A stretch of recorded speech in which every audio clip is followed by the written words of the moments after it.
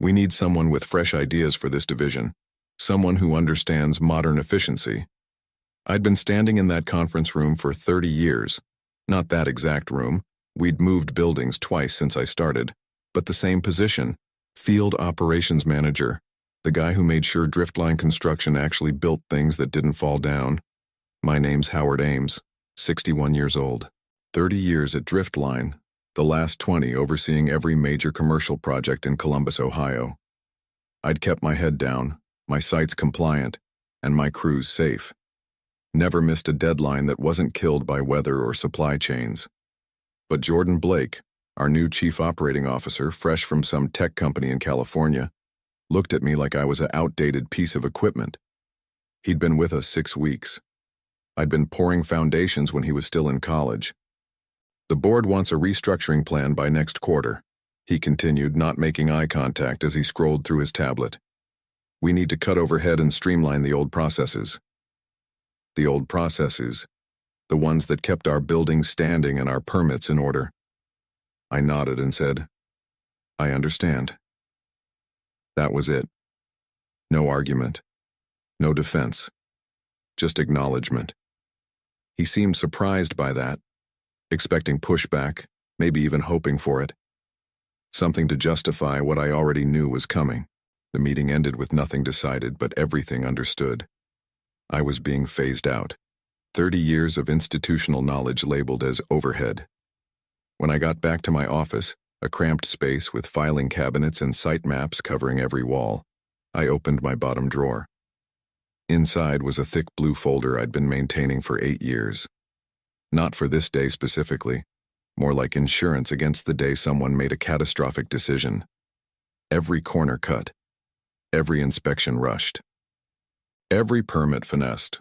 All documented, dated, and annotated in my neat block handwriting. Not that I'd done these things. I'd fought against each one.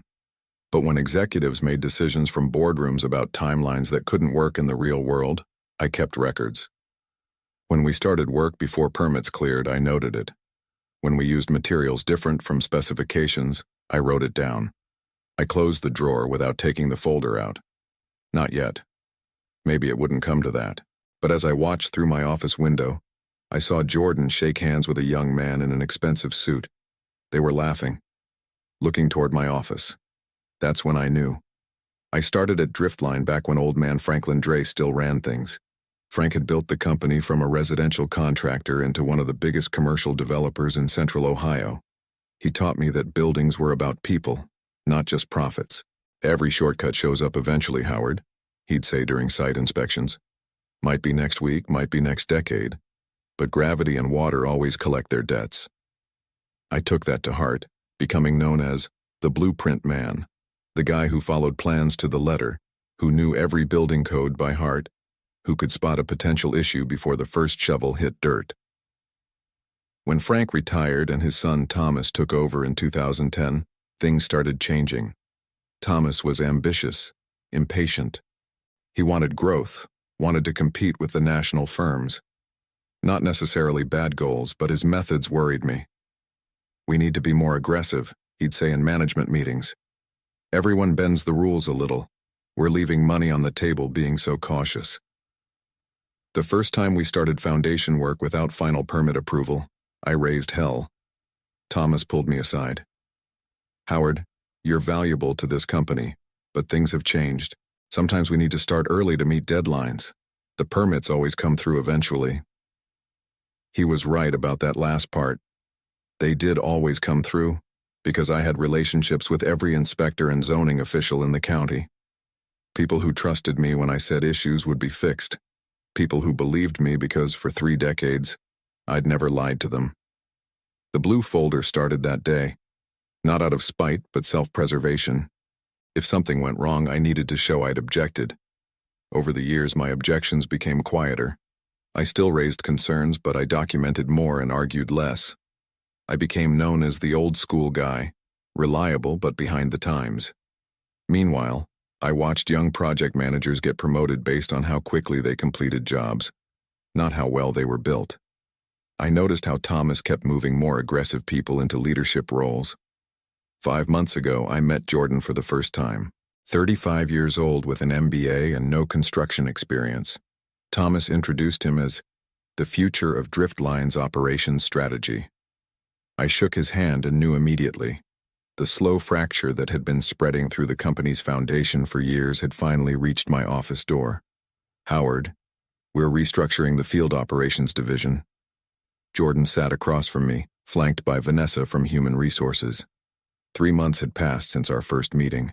In that time, he'd brought in consultants, held closed-door sessions with the board, and hired 4 new managers, all under 40, all with business degrees rather than construction experience. The company is moving toward a more distributed model of site supervision, he continued. We'll be eliminating the central field operations manager position and creating specialized team leads who report directly to project development. I nodded, face neutral. This wasn't a discussion. This was notification. After 30 years, the board feels you deserve a respectful transition. We're offering 6 months severance, extended health benefits, and consulting opportunities should specific projects require your expertise. Translation: we're firing you, but nicely. We might call if we get desperate. When would this take effect? I asked, voice steady. Immediately. Today will be your last day in the office. Jordan glanced at his watch. Vanessa will help you with the paperwork and collecting your personal items. 30 years ended in a 15-minute meeting. I didn't argue. Didn't remind them that I knew every inspector by name. Didn't mention the dozens of times I'd saved projects by calling in favors with city officials. Didn't tell them that permits don't just come through eventually anymore. Not since budget cuts had made inspectors more cautious and less flexible. Instead, I signed the papers, shook Jordan's hand, and followed Vanessa to my office. As I packed my coffee mug and the photo of my late wife, Catherine, I saw Thomas watching from the hallway. He nodded once. Acknowledgement, not apology. Then disappeared into the elevator. I took nothing from the filing cabinets. Those were company records. Except for the blue folder, which I slipped into my bag. That was my record. By noon, I was sitting in my truck in the parking lot. Key in the ignition, but engine off.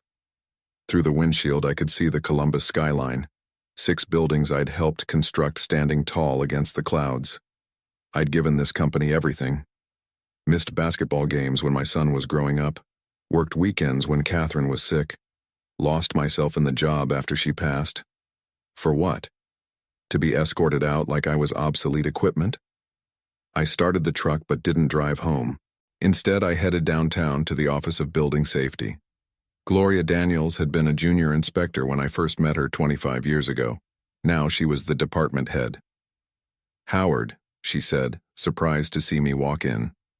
What brings you by? Problem with one of the sites? Not anymore, I replied. I've been let go.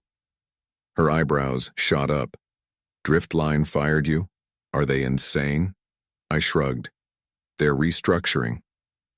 Well, their loss, she said. You want to grab coffee, catch up? I placed the blue folder on her desk.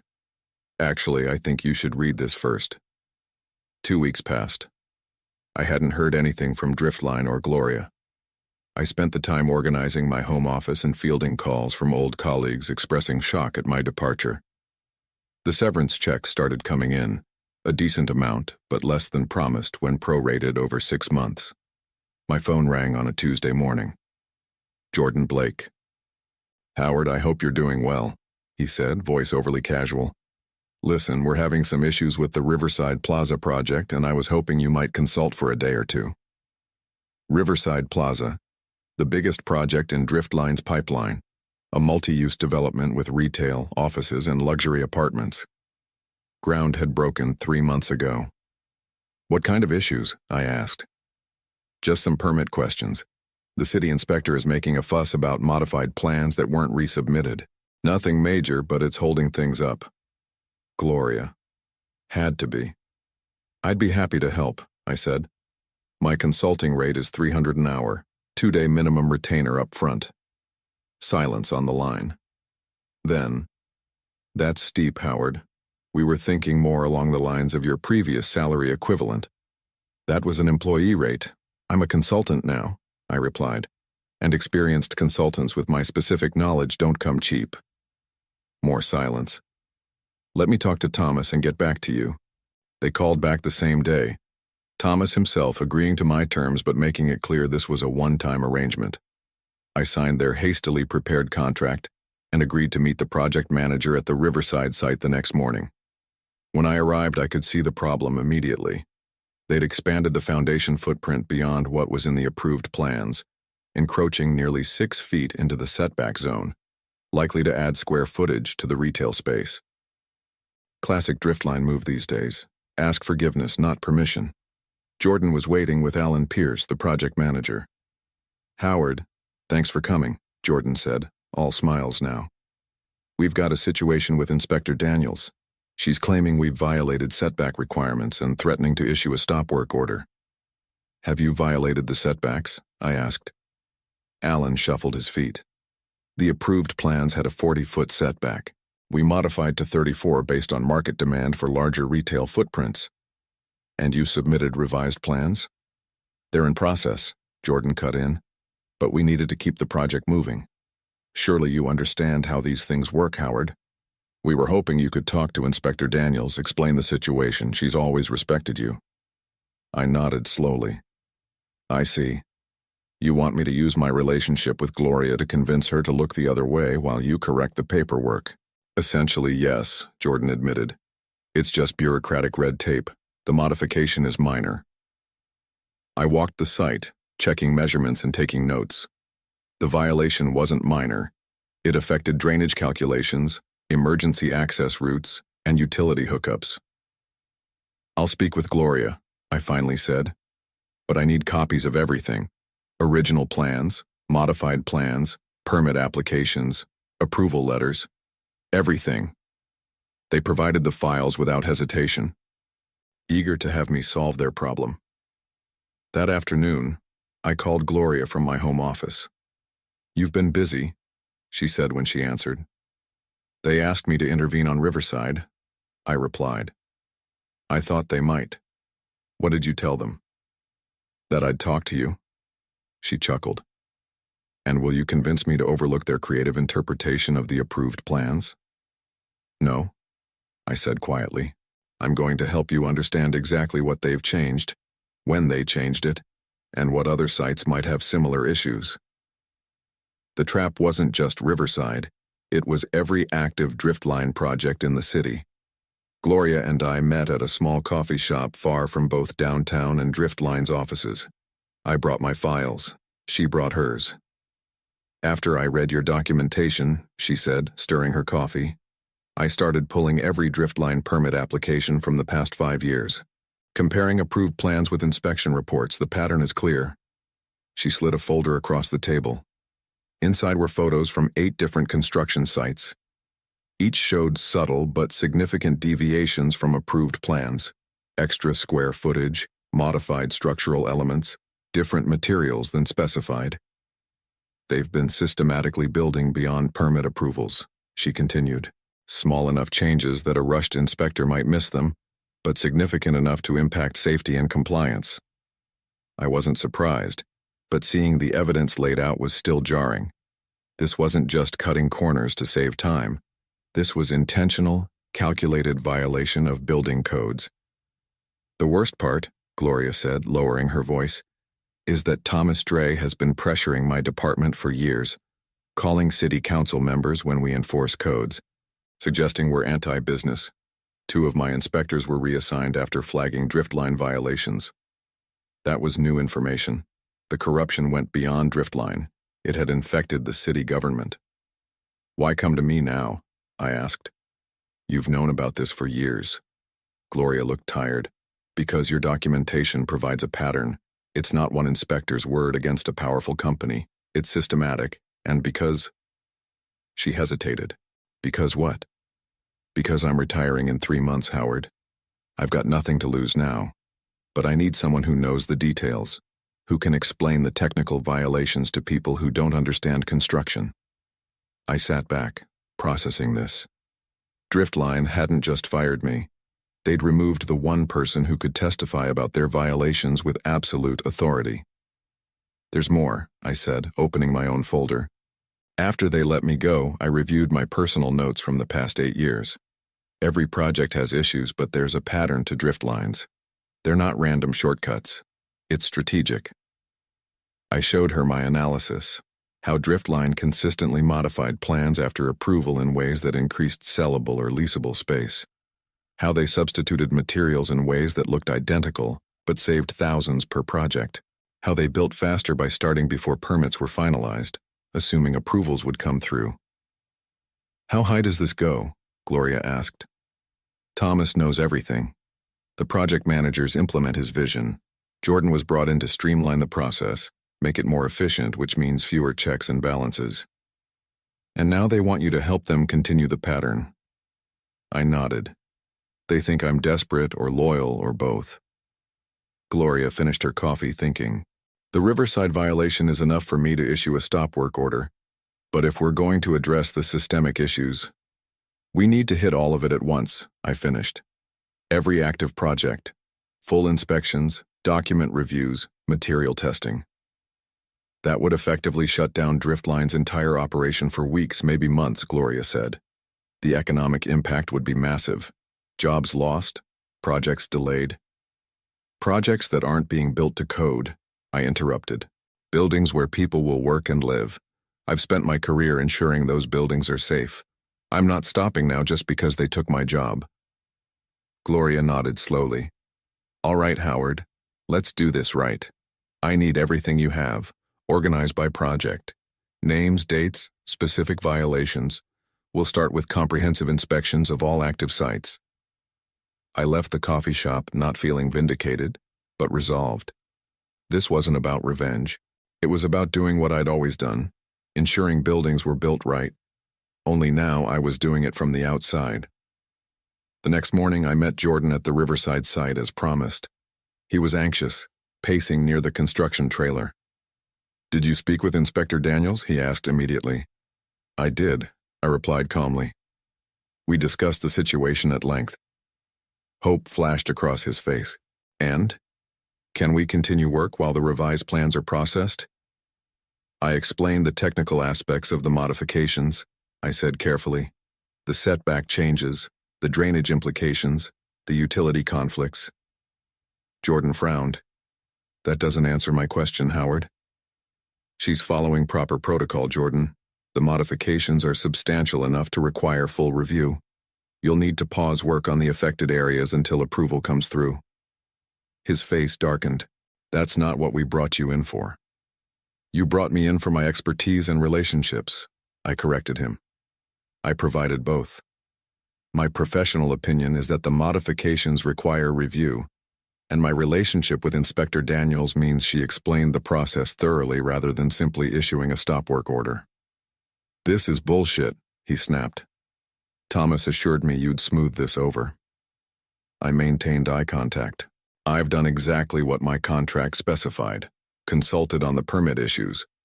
My recommendation is to revert to the approved plans immediately or prepare for significant delays. Jordan stormed off to make a phone call, to Thomas, undoubtedly. I used the opportunity to speak with the site foreman, Luis, who I'd known for 15 years.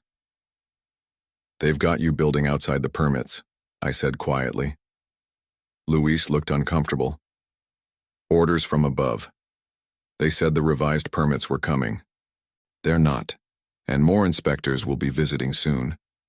If I were you, I'd make sure everything that is being built matches exactly what's on the approved plans.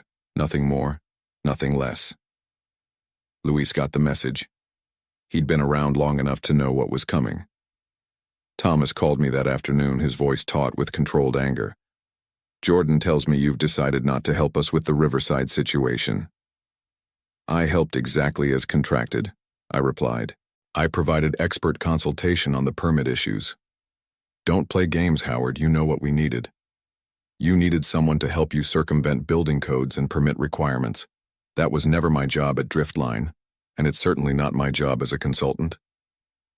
Silence stretched between us. Finally, Thomas spoke again. I've always respected you, Howard. That's why we offered such a generous severance. But if you're working against Driftline's interests now, we'll need to reconsider our arrangement. The threat was clear. Back off or lose the severance. Do what you feel is necessary, Thomas. I'll be doing the same. I hung up and immediately called Gloria. It's happening. Thomas just threatened to cancel my severance. We're ready, she replied. Inspection teams are being assembled. We'll start tomorrow with Riverside, then hit the other sites throughout the week. They'll try to clean things up once they realize what's happening. That's why we're moving fast. And Howard, the city attorney wants to meet with you. Your documentation is crucial to any potential enforcement action. The next morning, I watched from my truck across the street as Gloria arrived at the Riverside site with 3 additional inspectors and a city attorney. I could see Jordan's panicked expression, the rapid phone calls, the huddled conversations with site managers. By noon, construction had stopped completely. Workers stood in groups, uncertain what to do as inspectors methodically documented every deviation from approved plans. My phone buzzed with a text from Luis. "What the hell did you do?"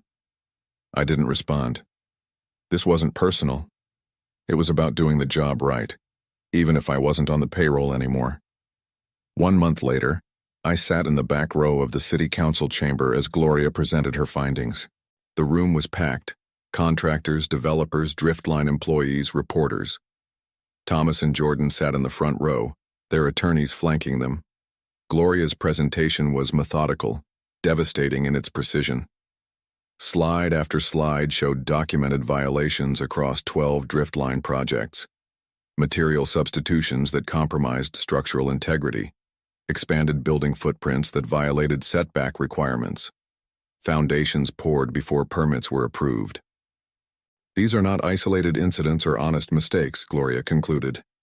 Our investigation, supported by extensive documentation from former Driftline operations manager Howard Ames, reveals a pattern of intentional code violations spanning at least 8 years. Thomas turned in his seat, eyes searching until they found me. The look wasn't angry. It was defeated. The city attorney stood next. Based on these findings, we've issued emergency stop work orders for all active Driftline projects. Additionally, we're requiring comprehensive inspections of all Driftline buildings completed in the past 10 years, at the company's expense. The chamber erupted in murmurs. This wasn't just a slap on the wrist. This was potentially catastrophic for Driftline. Furthermore, the attorney continued when the room quieted, we've referred this matter to the district attorney for potential criminal charges regarding the falsification of permit documents. Jordan's face went pale. He'd signed many of those documents after taking over operations. I didn't stay for the rest. I didn't need to see Thomas making statements to reporters, or Jordan huddled with attorneys. I didn't need to witness Driftline's public unraveling. As I walked to my truck, my phone rang. It was Peter Hammond, owner of Ashenbrook Supply Co., one of Driftline's competitors. "Howard," he said when I answered. "I heard what happened. We should talk. I need someone who knows how to do things right." 6 months later, I stood on the 19th floor of a half-finished office tower in downtown Columbus, watching as crews installed steel framing precisely according to specifications. The wind whipped around me, but I barely felt the cold. "The city inspector signed off on the modified drainage plan," said Megan, my new assistant at Ashenbrook Construction. Said it was the most thorough documentation she'd ever seen. I nodded, satisfied. "Good. Schedule the concrete pour for next week, weather permitting, and make sure the environmental monitors are in place before they start." My phone buzzed, a news alert. I'd set up notifications for anything mentioning Driftline construction. The headline was brief. Driftline CEO Thomas Dre steps down amid ongoing investigations. I put the phone away without reading further. Driftline had survived. Barely. The stop work orders had eventually been lifted on projects that could be brought into compliance. But the company had lost millions, its reputation shattered. Jordan had resigned 3 months ago, quietly returning to California.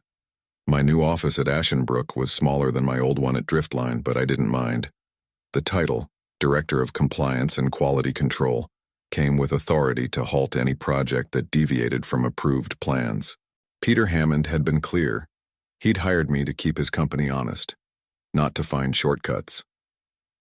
As Megan and I rode the construction elevator down to ground level, she asked, "Do you ever regret what happened with Driftline? They were part of your life for so long." I considered this as we stepped onto solid ground. Around us, the construction site hummed with purposeful activity. Every worker, every beam, every bolt was exactly where it should be. "No," I finally answered. "I don't regret doing the job right, never have, never will." I looked up at the rising building, straight, true, and built to last, just like it should be.